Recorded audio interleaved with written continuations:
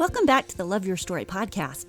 This is episode 76, Body Talk, Stories from the Inner Critic. Looking in the mirror has for many become one of the most uncomfortable things that we do. Uncomfortable because the minute we do, the inner critic hammers away. It's universal. You're not alone.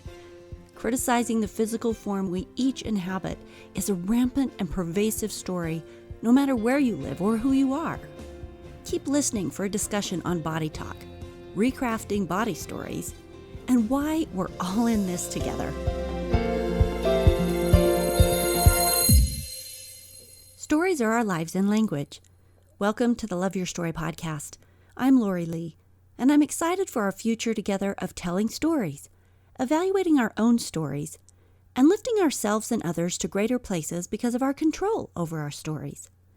This podcast is about empowerment and giving you, the listener, ideas to work with in making your stories work for you. Story power serves you best when you know how to use it.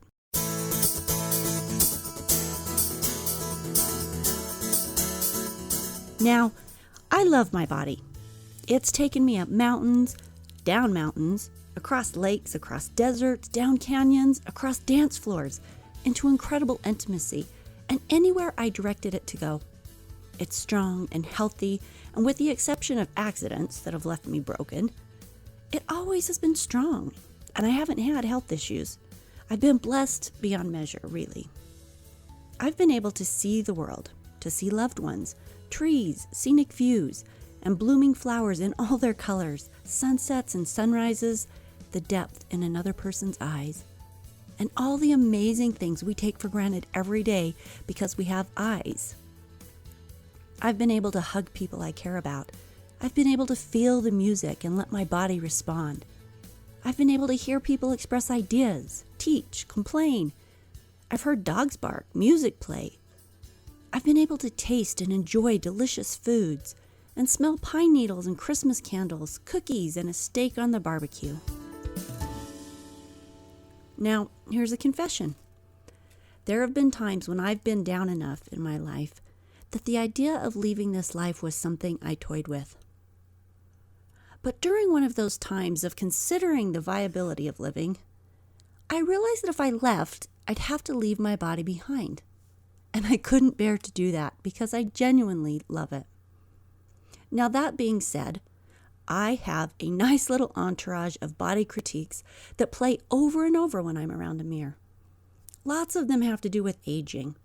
There's one about weight, that my eyes are beady, or my forehead is too big, or my nose is too long, or a bunch of stuff that I get to learn how to recognize as body assault chatter.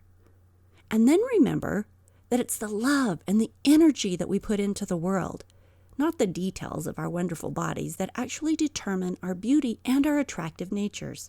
One of the difficulties of changing our body image mindsets is that living in a culture of body perfection expectation, there will always be negative feedback, real or felt, that comes at us.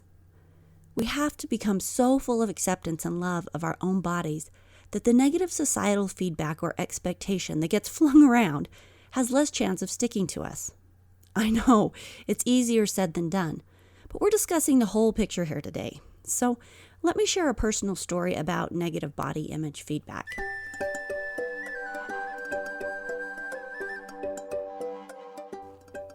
When I was in 7th grade, a very formative age, by the way, there we are trying to figure out how to be socially aware, and we're dealing with self-awareness and self-consciousness and all that kind of stuff that junior high is famous for. And I had a geography teacher who thought he was a funny fellow, and he liked to tease the girls in the class, especially the ones that were considered his class favorites. He was the coach for the boys' basketball team, and my friend and I were starters on the girls' basketball team, so he felt like there was some kind of a rapport there. So we often received the brunt of his jokes. He teased us daily, but one day, in front of all of our peers, he told us that we had elephant noses. He thought that was awesome fun, and he proceeded to throw it out. "Hey, elephant nose," he'd yell across the classroom when he wanted our attention. We were little girls who hadn't grown into all of our features, but having an adult in front of all the peers for whom we hoped to be extremely cool disparage how we looked was embarrassing, humiliating, really. I've never forgotten it.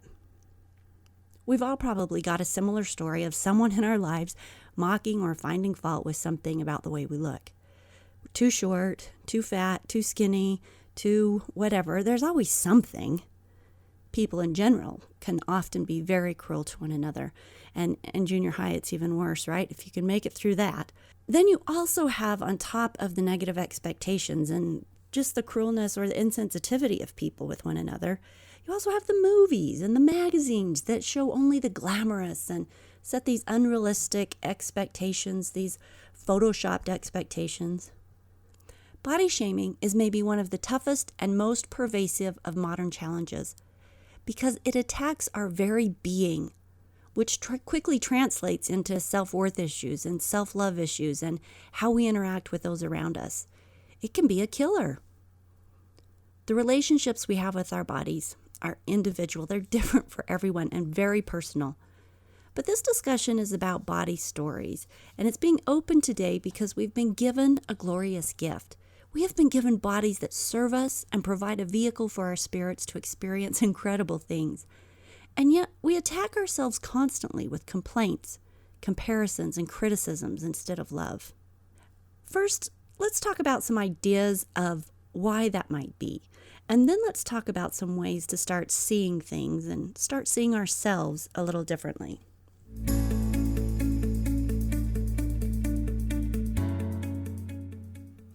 Hal and Sidra Stone wrote a book called Embracing Your Inner Critic.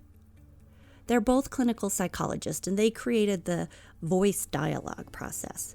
This is a therapy that gives a platform to the inner critic to talk out loud, bluntly and fiercely, and then they help their clients with tools that can transform that into an ally instead of a critical attacking force. Through their work over the years, they have spoken to thousands of inner critics, and they've been doing this, at the time they wrote the book, it was about 15 years.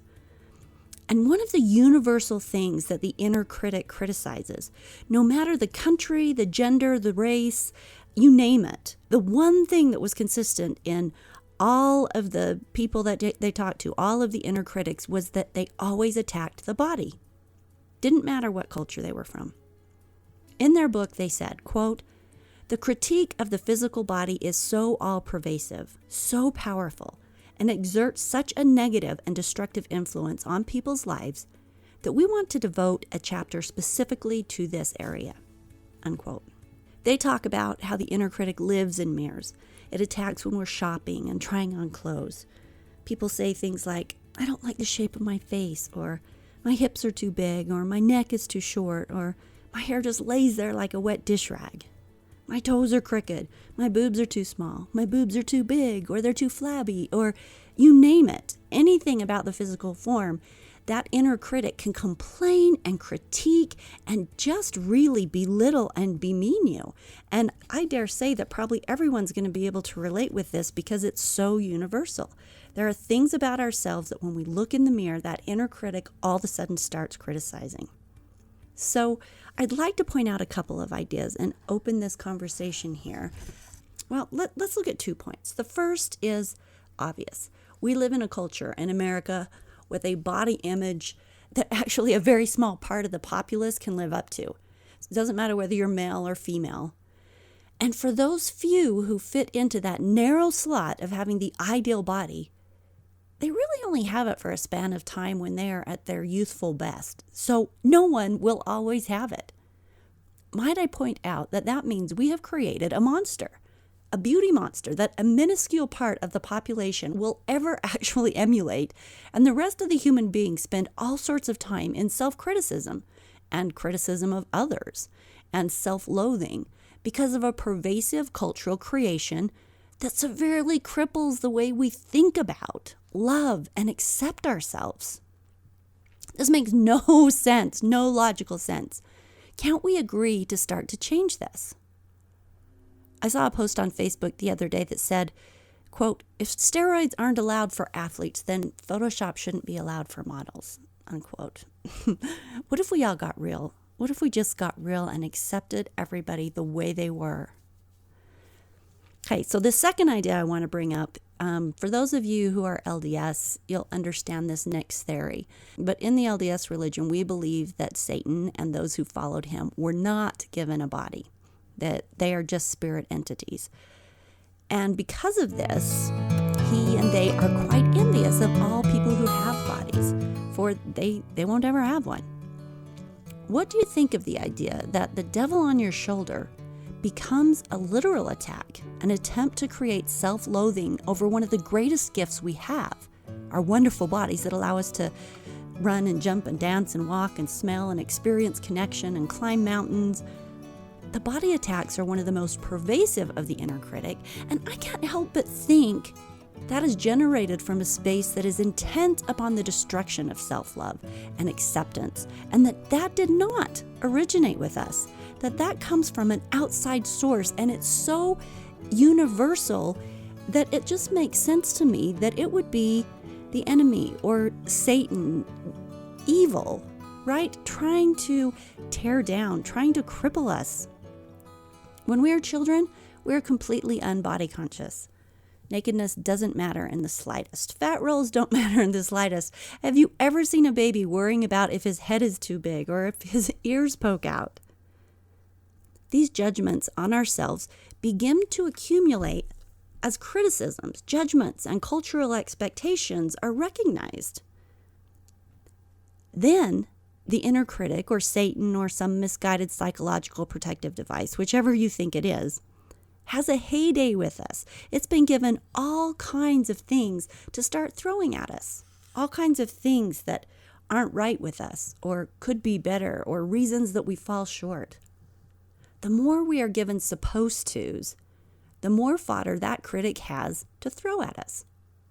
It's a dangerous business, especially when you are unaware that it's a critical construct and not a fact, especially when those criticisms are believed, fostered, propagated, and habitual neural pathways of self-loathing are created.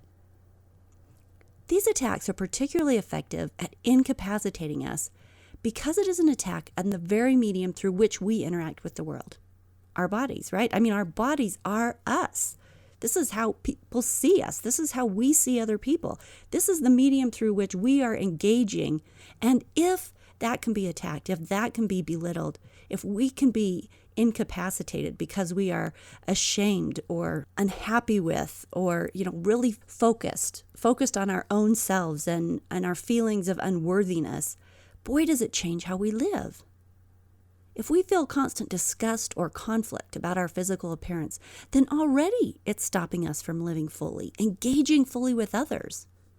And our self-consciousness stops us from experiencing the life we could have if we weren't playing small in an attempt not to draw attention to what we feel insecure about. Have you ever lost a relationship because you were too self-conscious to allow it? Have you ever destroyed a relationship because you were too self-conscious and pulled back? The other day, my teenage son confided that he'd felt so insecure all week because his face had broken out. And he dreaded going to school. That's how badly he felt about it. He didn't want to get up, and when he was there, he held back from his friends. He left their outings early in the evenings because he was mortified about how he felt about the way that he looked. Well, interestingly, as he told me this story, we realized that the result was that his girlfriend and he started hitting a rough patch because he wasn't engaged and he wasn't fun and all the usual things that he is. He was playing small. He wasn't himself because he was self-conscious over the way that he looked. Let me note here that it wasn't that bad. His story about his acne was far more serious than the acne itself. But oftentimes the thing we are most trying to avoid, like losing love and acceptance from our peers or our loved ones, because of an internal story regarding some physical insecurity that actually creates the thing that we're trying to avoid with those around us, or our loved ones or friends couldn't have cared less about it. Be careful not to be your worst enemy here. Other people don't care as much, or may not even be aware of the things that you think are so blaringly obvious and that create your insecurities. Other people probably don't even notice. They're far more concerned about their own, frankly. I had an interesting experience at one of the weekend coaching retreats that I attended a few years back, so let me share that story. This weekend was a weekend out in the woods, but we were interacting with people whom we wanted to look our best for, and there was a lot of vulnerability going on. And in my book, it's always best to feel comfortable with how you look when you're making yourself emotionally and mentally vulnerable. Once I got there, I realized that I hadn't brought the things I needed to do my hair. I can't remember what had happened, but no one else had the right size curling iron either. And no matter what I tried, I just couldn't find the things I needed to do my hair. So I was stuck with really having nothing to work with on this front. And I wasn't happy about it, a little bit panicked, frankly, because who likes to look bedraggled, especially when you're with friends and people that you're probably, that are meaningful to you, and that this is going to be one of the last times that you see them. And, you want to make the best impressions. And, it was so not ideal. And I was very disappointed, but I couldn't do anything about it. So I made a conscious decision to not be self-conscious, to not focus on myself. I simply would banish any thoughts of my own looks and focus on others and being present to the work that we were doing there. Well, I did it. Every time an insecurity would pop up, every time I would think about myself, I would automatically dismiss it and focus outward on somebody else. There were times I actively was redirecting my focus, but I did it, and two interesting things happened. The first was that I noticed that the less I thought about myself, actually, the happier I was. I was brighter and more loving and less self-involved, and that was a really fun feeling. I can do that just fine when I feel like I look good, when I'm comfortable with how I look. But to do it when you know that you look bedraggled is a whole different ballgame. But it was a really cool feeling to always just keep refocusing outward. And it kind of took a weight off my shoulders. And that wasn't something I expected. So that was interesting. The second thing was that a few weeks later, my life coach, who was at this retreat, made a comment about how absolutely beautiful I was that weekend. Now, I had not mentioned anything to her about my predicament. I hadn't said anything about my self-consciousness. I hadn't said anything about my decision to focus outward. She didn't know anything about it. So when she made this comment to me later, I was really forcefully struck. Is it possible that the light that comes from us when we are less concerned about ourselves and any critical analysis of our bodies that we might make, and we are more tuned in to joy and light and self-acceptance, that we actually become more beautiful? Think about that one.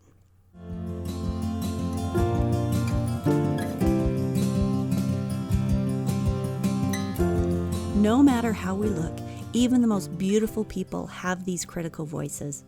And no matter how many imperfections we might fix, there will always be another way that we fall short of some culturally created expectation that erroneously has created some meter for measuring the physical ideal and what gets equated as being worthy of love and worthy of acceptance and success.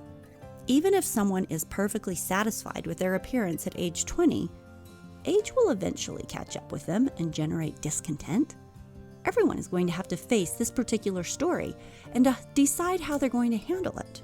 Let me also point out a fact about cultural body image expectations. In the Middle Ages, the women who were considered most beautiful were those who were plump, well-rounded, curvaceous. You can see this in the paintings and the sculptures. This was the preferred body form because to be fat meant that you were well-to-do, you could afford food. You were of the desirable class. In the 1920s, the rage was that all the prettiest women were flappers, like Twiggy the model. Very thin, very flat-chested, very boy-like. In fact, Twiggy was given her name because she looked like a stick. Depending upon when you were born, even where you were born, the beauty gauge was and is different. There is no one culturally right thing. I mean, it's just not fact. It's something that's created. I have a friend who points out that if she were born in the Middle Ages, she would have been a goddess. And she focuses on her beauty and not on criticisms or self-consciousness. It's awesome. My friend Liz, she's another friend who is doing amazing body love work around her weight, said, quote, "I think the trick is finding some way to be at peace with our physical selves, regardless of how acceptable or well-matched we are to whatever a person's societal ideal is. That way, we can embrace physical imperfections and the inevitable changes that come with age as simply another part of ourselves that we appreciate, admire, and love. We can appreciate our bodies as a magnificent or imperfect extension of our best inner selves. Now, of course, this is much easier said than done, in large part because of those internal insecurities we've grappled with our whole lives, and in part because external forces are constantly reinforcing unhealthy expectations. But I think the secret to overcoming the influence of external negativity and expectation is learning to manage and refute unhealthy internal thoughts or stories from that critical voice, unquote. She goes on to point out that when we get or create negative feedback about ourselves, and we hear them day after day, year after year, they cause deep and defining damage. In Oprah Winfrey's book, What I Know for Sure, she has a chapter on her experience with body hate and love, and I'd like to read it for you. So this is a quote directly from her book. The amount of time and energy I've spent thinking about what my next meal will be is incalculable. What to eat, what I just ate, how many calories or grams of fat it contains, how much exercise I'll need to do to burn it off. What if I don't work out? How long will it take to manifest as extra pounds? And on and on. Food has been on my mind a lot over the years. I still have the check I wrote to my first diet doctor. Baltimore, 1977. I was 23 years old, 148 pounds, a size 8, and I thought I was fat. The doctor put me on a 1,200 calorie regimen, and in less than 2 weeks, I had lost 10 pounds. 2 months later, I had regained 12. Thus began the cycle of discontent, the struggle with my body, with myself. I joined the dieting brigade, signing up for the Beverly Hills, Atkins, Scarsdale, cabbage soup, and even the banana, hot dog, and egg diets. You think I'm kidding? I wish. What I didn't know is that with each diet I was starving my muscles, slowing my metabolism, and setting myself up to gain even more weight. Around 1995, after almost 2 decades of yo-yoing, I finally realized that being grateful for my body, whatever shape it was in, was the key to giving more love to myself. But although I made that connection intellectually, living it was a different story. It wasn't until about 6 years later, after 6 months of unexplained heart palpitations, that I finally got it. On December 19th, 2001, I wrote in my journal, "One thing I know for sure, having palpitations at night makes me more aware of being happy to awaken in the morning, more grateful for each day." I stopped taking my heart for granted and began thanking it for every beat it had ever given me. I marveled at the wonder of it. In 47 years, I'd never consciously given a thought to what my heart does, feeding oxygen to my lungs, liver, pancreas, even my brain, one beat at a time. For so many years, I had let my heart down by not giving it the support it needed, overeating, overstressing, overdoing. No wonder when I lay down at night, it couldn't stop racing. I believe everything that happens in our lives has meaning, that each experience brings a message if we're willing to hear it. So what was my speeding heart trying to tell me? I still didn't know the answer, yet simply asking the question caused me to look at my body and how I had failed to honor it. How every diet I had ever been on was because I wanted to fit into something, or just fit in. Taking care of my heart, the life force of my body, had never been a priority. I sat up in bed one crisp, sunny morning and made a vow to love my heart, to treat it with respect, to feed and nurture it, to work it out, and then let it rest. And then one night, when I was getting out of the tub, I glanced in the full-length mirror. For the first time, I didn't launch into my self-criticism. I actually felt a warming sense of gratitude for what I saw. My hair braided, not a stitch of makeup on, face clean, eyes bright, alive, shoulders and neck strong and firm. I was thankful for the body I lived in. I did a head-to-toe assessment, and though there was plenty of room for improvement, I no longer hated any part of myself, even the cellulite. I thought, this is the body you've been given. Love what you've got. So I started truly loving the face I was born with. The lines I had under my eyes at age 2 have gotten deeper, but they're my lines. The broad nose I tried to lift when I was 8 by sleeping with a clothespin and 2 cotton balls on the sides is the nose I've grown into. The full lips I used to pull in when smiling are the lips I've used to speak to millions of people every day. My lips need to be full. In that moment, as I stood before the mirror, I had my own spiritual transformation / a root revival of love. What I know for sure, there is no need to struggle with your body when you can make a loving and grateful peace with it. Unquote. Oprah always has a way with words. She's really very phenomenal.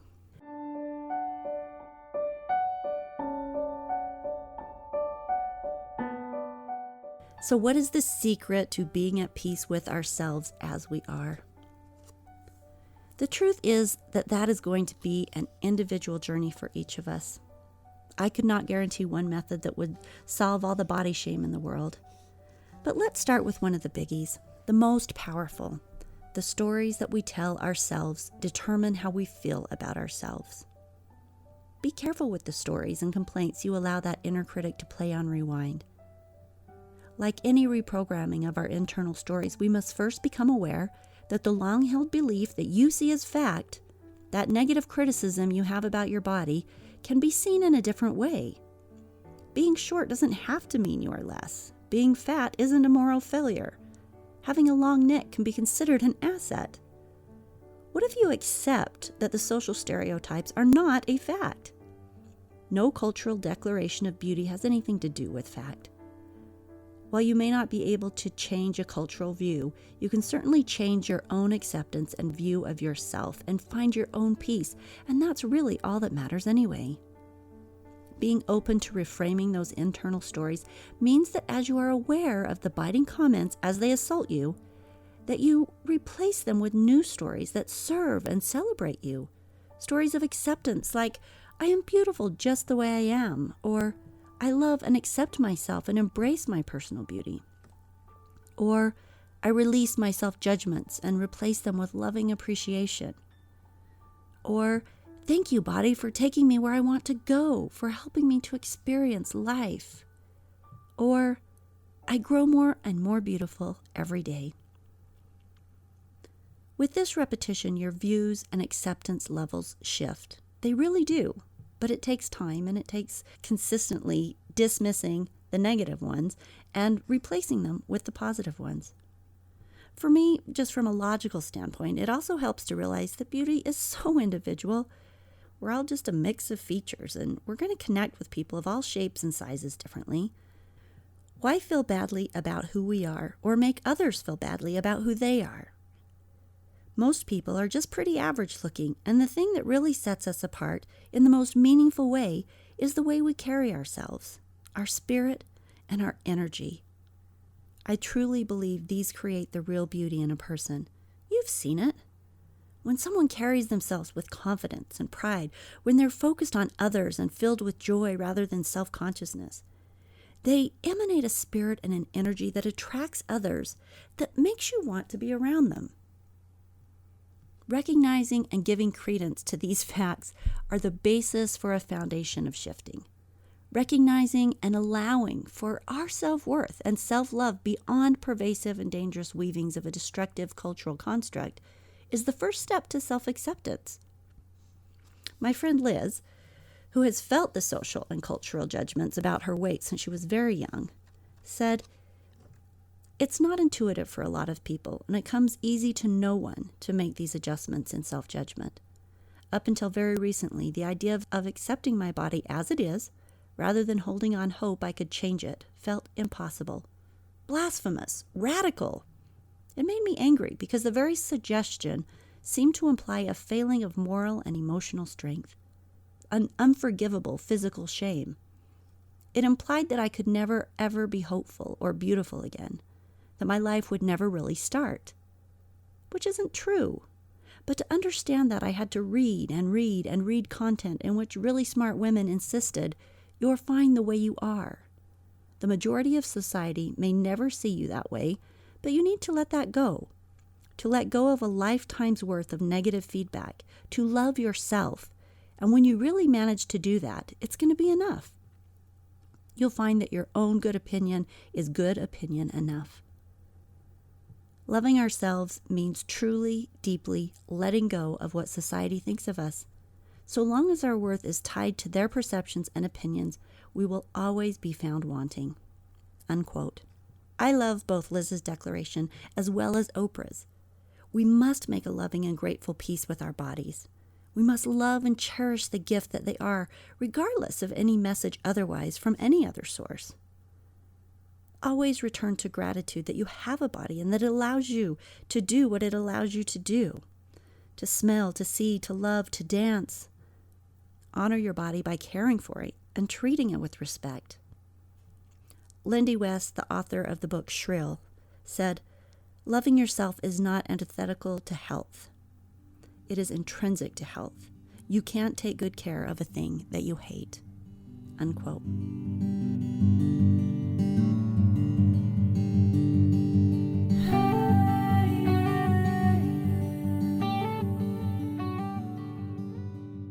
Your challenge for this week is to start to notice the complaints and criticisms, the inner stories about your body, and realize they are not fact, that they are imposed judgments that can be replaced with acceptance and love if you're open to it. You must accept you. Please note that when body critic stories have been playing over and over in our minds for as long as we can remember, that they have actually created neural pathways that will have to actively be reprogrammed. Choose other thoughts of acceptance and love and gratitude to replace the mean and critical ones that inner critic throws out at you. Love yourself. Start on that journey. Start on that hero's journey. Love your story. And for more on self and body love, check out episode 26, my interview with Natalie Christine. She is a self-love and body coach, and she's really a rock star. So another great resource there. Thank you for tuning in today for this discussion on that inner critic and the body talk. It's a big issue, and I wanted to open it up just for consideration and ideas. I'd love to hear your feedback. You can post on the website, www.loveyourstorypodcast.com. Under each episode, there's a comment box, or on Facebook, our Facebook Love Your Story podcast page. There's places where you can, share your stories, share your thoughts about the episodes. I'd love to hear from you. A couple quick reminders before we close out. Don't forget to sign up for the free audiobook. It's also an ebook if you prefer that. The Key to Your Super Self, How Your Stories Unlock Your Superpower. It's my free gift to you. Just head to the website to grab it, www.loveyourstorypodcast.com, and then a pop-up box will allow you to sign up when you visit the site. And of course, if you haven't hopped on the 21-day challenge bandwagon, head to the website and sign up for a fun, totally productive, and guided way to create more love and peace and possibility in your story. These challenges are guided, and they include things like, today your challenge is to find someone to do a random act of kindness for, or to get rid of something in your space that you no longer need, or to give someone the benefit of the doubt today. 21 challenges each day. They're easy, simple, but profound things that help you create your best life story. And by the time you're done, you're going to have a handful of them that really made a significant difference. One of the fun parts of this challenge is that it's set up so that every day you don't know what the next challenge is. You find out in the morning, and you find out what adventure lies ahead for you. Then after you have these experiences, by buying into these challenges and making them happen, things start happening in your life. Everyone who is involved is having a great time, and it'll create some powerful changes and insights for your life, guaranteed. This is the next step for testing out some great life hacks to help you create your best life story moving forward. So go sign up for it, and I will see you next week on the next episode. Have a great week.